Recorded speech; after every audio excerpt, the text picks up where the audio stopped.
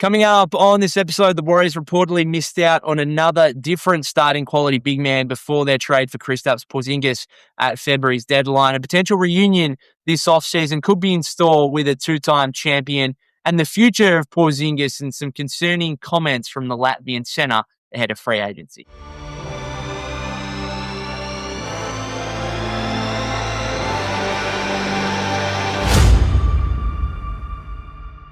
Welcome back to the Golden State with Mates podcast. We had a major report from ESPN's Anthony Slater and Ramona Shelburne on Monday outlining the state of the Warriors after they were eliminated at the hands of the Phoenix Suns on Friday night. Certainly a couple of things here raised my eyebrows, including Golden State having discussions over a starting caliber center before the Kristaps Porzingis trade in February. There were a few things in this report that we'd already kind of known about: the Kawhi Leonard trade pursuit before February's deadline, the pursuit potentially this summer of Kawhi, Giannis Antetokounmpo, and or LeBron James. The Warriors trying to get one of those three players. The whole Steve Kerr situation is obviously still to play out, and a reiteration that, you know, Kerr will take 1 to 2 weeks here to work out what he wants to do with his future and whether he wants to remain coach of the Warriors. Perhaps the most concerning factor coming out of this was the Steph Curry knee injury and just the lengths that he went to try and get himself right during that absence, and the frustration of the knee flaring up every time he tried to ramp up on-court activity. So that's a little bit of a concern for a 38-year-old two-time MVP going into next season. Hopefully the offseason can allow Steph to get a little healthier, obviously, and come back next season fit and firing. But the biggest thing that raised my eyebrow, I suppose, in terms of retrospect and looking back at what could have happened before February's trade deadline, was the discussion, well, not even a discussion, it was a tidbit, a very minor detail, as Slater and Shelburne were talking about the Kawhi Leonard trade pursuit, about Ivica Zubac and the Warriors having discussions with the Clippers over the Croatian big man. Just to produce a quote here for you, the Warriors, this is on the Leonard discussion, everything to do with Leonard, but just a minor tidbit on Zubac. The Warriors had called about his availability, this is Leonard, a handful of times over the years and had quickly been rebuffed. But the Clippers had signaled a possible sea change when they traded James Harden and engaged with multiple teams, including the Warriors, on what became a trade with the Indiana Pacers for Ivica Zubac. So that's really interesting. Now, I don't want to, we want to look ahead to the offseason, obviously, and what the Warriors could do this offseason. But it is interesting to look back at what Golden State could have done. Now, were they going to be willing to match what the Indiana Pacers ultimately gave up for Ivica Zubac, which is a very interesting couple of picks where, obviously, their pick in this year's draft is going to be protected 1 to 4, but then is owed to the Clippers if it falls between 5 and 9, but then remains with Indiana if it falls between 10 and they're on in the first round. So, they're on in the lottery, I should say. It's going to be really, really interesting to see what happens with that selection. That's going to be one of the storylines of lottery night and that trade. But Zubac would have been really interesting for the Warriors because we've seen the kind of impact that Charles Bassey was able to have. Charles Bassey played 5 games for the franchise on a 10-day contract. And yet, you could see the impact that an interior big man could make on this Warrior team in a way that Kristaps Porzingis and Al Horford and Quentin Post simply couldn't. And Ivica Zubac is clearly a far better player than Charles Bassey. He would have probably cost the Warriors a couple of first-round picks. I have my doubts on whether the Warriors would have even been close to matching what the Pacers obviously gave up for Zubac. I see him as a very good player, but he's the kind of guy that is, he's still a high-end role player rather than a star. And you need the stars in place to, therefore, for him to be at his best and be at his most impactful best. So I just I didn't see a world in which the Warriors were going to give up multiple first-round picks for Ivica Zubac. Not only because I don't think he's a star, and the Warriors, I think, want to keep... We know this. They want to keep their ammunition. They want to keep their picks for a star player, whether it's Kawhi Leonard or Giannis or whoever it may be. Jaren Jackson Jr., they might have been willing to give up picks for. We know they had discussions before he was traded to Utah Jazz, obviously. Zubac just isn't at that kind of level. And I also don't think there's any surprises that they traded Zubac straight after they traded James Harden. Because there is an argument to be made that, hey, offensively, James Harden made this guy look a lot better than what he is. And we've seen that with centers in the past that play with James Harden, whether it be Clint Capella, whether it be now Jared Allen, I suppose, Zubac. Like, the pick and roll game, the lob throwing ability of James Harden, makes guys like Zubac potentially look better than what they are. Now, I think Zubac will be fine because now he gets to play next season with Tyrese Halliburton, who's an elite playmaker and passer as well. So I'm sure he'll be fine. But with the Warriors, the Warriors don't look for their big men very much, at least when it comes to on the interior. Sure, pick and pop Porzingis, Al Horford spacing out, Quentin Post spacing out, they're going to get their three-point attempts up. But in terms of shots around the basket, the Warriors don't really prioritize that. We know that. So would Ivica Zubac have been good at the Warriors? Not this season anyway, based on all the injuries that happened. I could understand the fit with Steph and Jimmy a little bit, absolutely. But the Warriors, as I said before, they want to go star hunting. And Ivica Zubac, I think Joe Lacob would look at him and say, nice piece, but is it a piece we give up multiple two first-round picks for? And particularly if they're the future ones that are valuable, I just don't think that's the case. There's also the big question mark on would have been the big question mark on his fit with Draymond. Real lack of spacing there, obviously.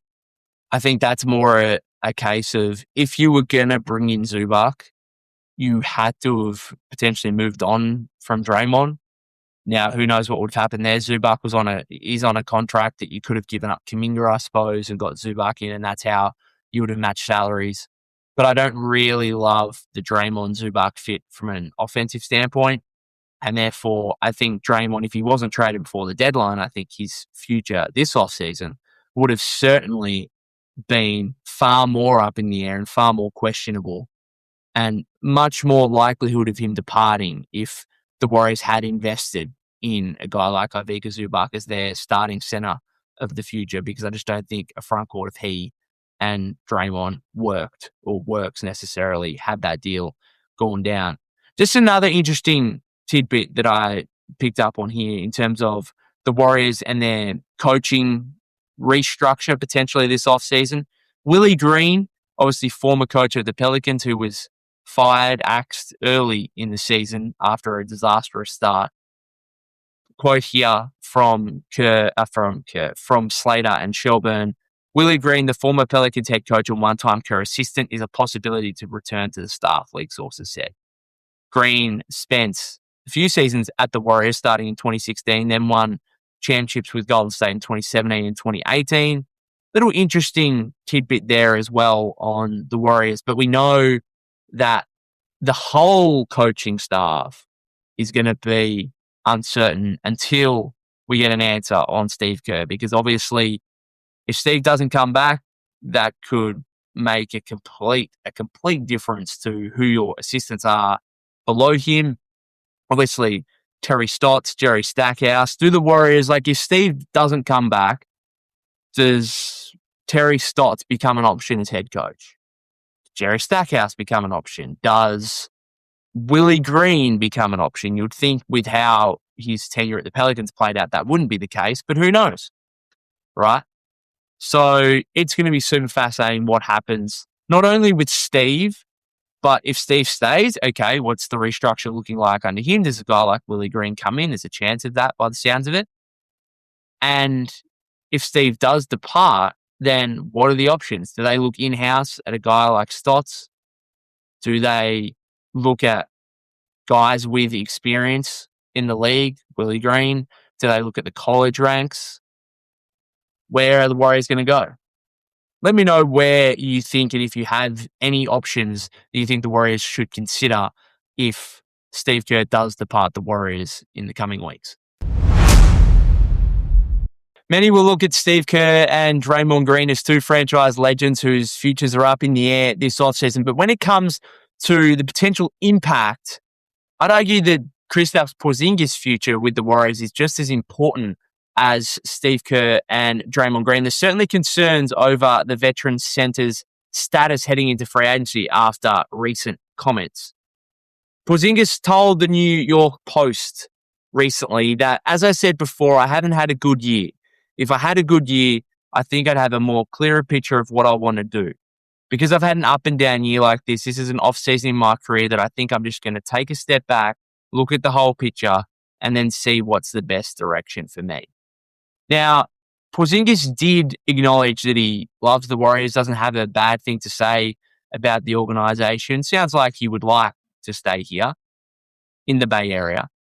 But he also has left the door open for other rival teams to come in and swoop with a generous offer in free agency. And it might be one of these situations where, understandably, 30 years old, so many health and injury concerns, KP might just want to take the best deal that's on the table, honestly. Or he might do the opposite and say, I want to go to a place I know I'm comfortable at, I know I can win at, and try and rehabilitate my value. It could go either end of the spectrum, where the Warriors might be in the middle. The Warriors might not be able to deliver him the absolute best offer. I think they probably will, and they certainly can. And I think they will offer a deal that is certainly up there in terms of what he could get. But he's also obviously only been at the franchise for a few months. He doesn't necessarily have that long-term tenure. He certainly has plenty of ties around the league, with the Warriors being his sixth different team. Like, could I see KP taking up a 1 year, I don't know, taxpayer middle-level exception contract in Boston or something to go back there after he had a really successful couple of years stint? Potentially. Could I just see him taking a 1 year, $20 to $22 million deal at some other team that the Warriors aren't willing to go to that level? Potentially. Right. My problem here is KP. I'm not in love with Kristaps Porzingis.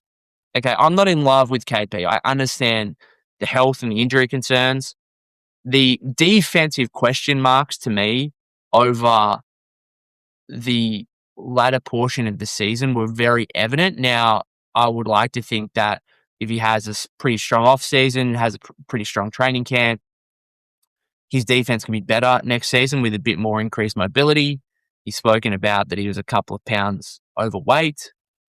So there's optimism there, but there's also times where I thought the way he plays defense just isn't how Steve Kerr wants to play defense.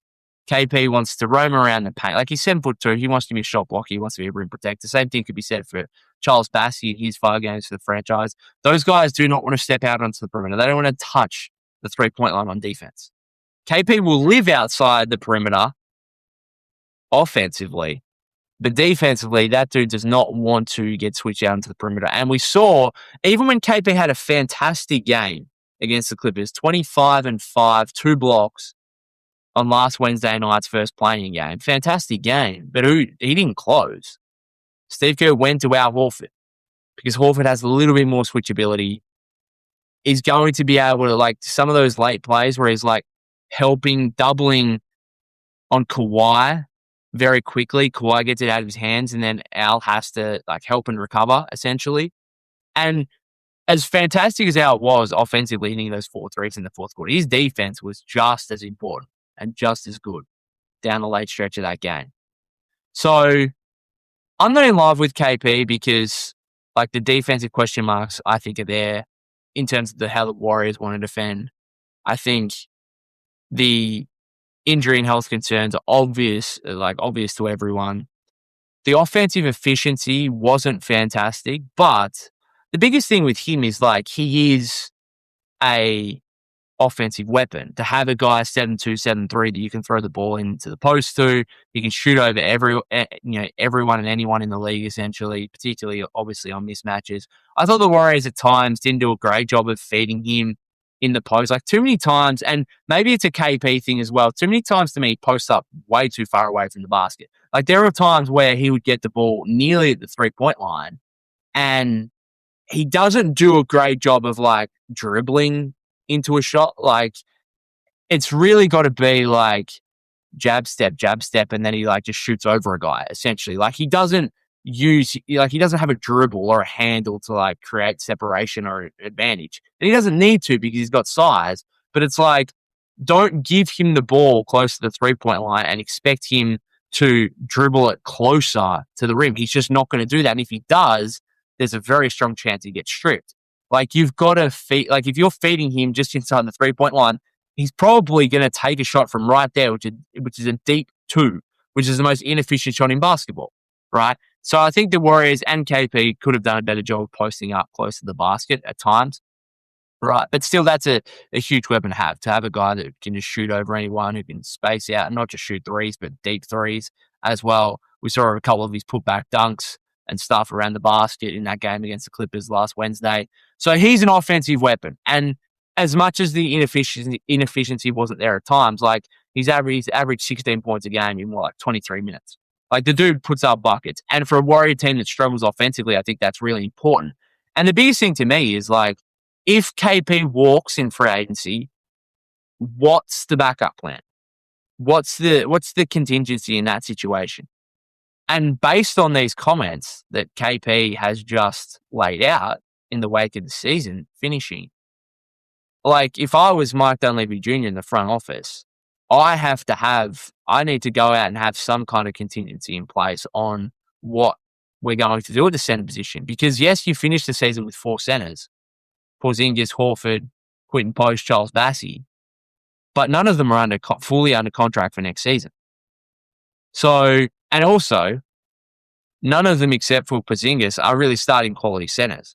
Like Horford's still fantastic, but he could head into retirement, and he's not a guy you want starting.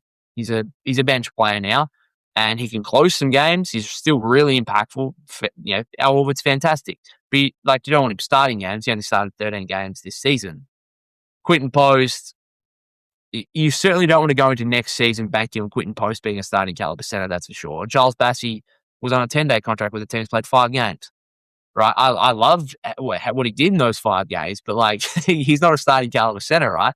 So, what's the alternative if Kristaps Porzingis leaves? That's the real question mark to me, and I don't want the Warriors to be stuck in a situation where KP walks out on them, and then they're looking around thinking, "Okay, what are our options here in terms of the center spot heading into next season, the starting center spot?" That's why I think Porzingis has some leverage in negotiations, because it's like, without Jimmy Butler, you kind of need what I can do offensively. And if I leave, then what are you doing? What's your backup plan at the center spot? So that's the biggest issue for me when it comes to re-signing Kristaps Porzingis, because if he's asking for like 22 to 25 million, I can understand why the Warriors would be like, no. Like, we think you've got too many defensive limitations, which means you might not be part of closing lineups. You know, your offensive efficiency wasn't necessarily great in your games with us. And you've got huge injury and health concerns, which, you know, we'd probably be likely to get 50 games out of you next season. So I can understand why they don't want to go too high for him. But at the same time, it's like, what else are you going to go sign Nikola Vucevic, who's clearly not a starting caliber center you wouldn't have thought in the NBA anymore, at least on a good team? I don't know. Like, what is the backup plan here? And to me, if KP is going to leave, it has to be in a sign and trade. And ideally a sign and trade that you're actually going and pursuing another player. Maybe it's some kind of, we saw what they did with Clay in the 2024 offseason, where it was like a 6-team sign and trade, whatever it was. And that's something they're probably going to have to think about again if KP ultimately is to walk out on them, because I don't think you can it's such a bad look if he just walks out as an unrestricted free agent. You get nothing in return. You don't necessarily keep the salary spot, and you've given up Jonathan Kuminga, former 7th overall pick, 3, 4, 5 months earlier, whatever. That's just a terrible look, right? It just and then you got to look around and say, all right, what are we doing at the starting center spot? And you're still not sure what necessarily Al Horford's going to do with his $6 million player option for next season. So it has to be, if KP's to leave, it has to be in a sign and trade. It ideally has to be for another starting caliber center. Like, this would be a great situation where, like, Zubac was still at the Clippers, and it's like, all right, could we, yes, we're losing KP, but could we turn him and a pick or two into Zubac kind of thing? Because KP's next contract could be around what Zubac is making. That would have been ideal, but now it's like, I don't know. Who can you go and target in and around the league that you feel comfortable with going into next season? And at least, like, again, I don't love KP, but I feel comfortable enough with him moving forward. So long as it's on a reasonably team-friendly contract and nowhere near the $30.7 million he was making this season. So I'm super fascinated to see what happens with him, because his comments certainly are leaving the door ajar for him to walk out on the Warriors in free agency. If KP does leave, let me know what you think. Who should the Warriors target as a center option this offseason? And if KP is to stay, what kind of contract do you want to see? Going to finish it up there, guys. Thank you very much for tuning in. If you haven't subscribed to the YouTube channel already, that would be greatly appreciated. You can follow me at POC252. That's POK252 on X/Twitter. Golden State with Mates on Instagram and TikTok as well. And I'll see you on the next episode.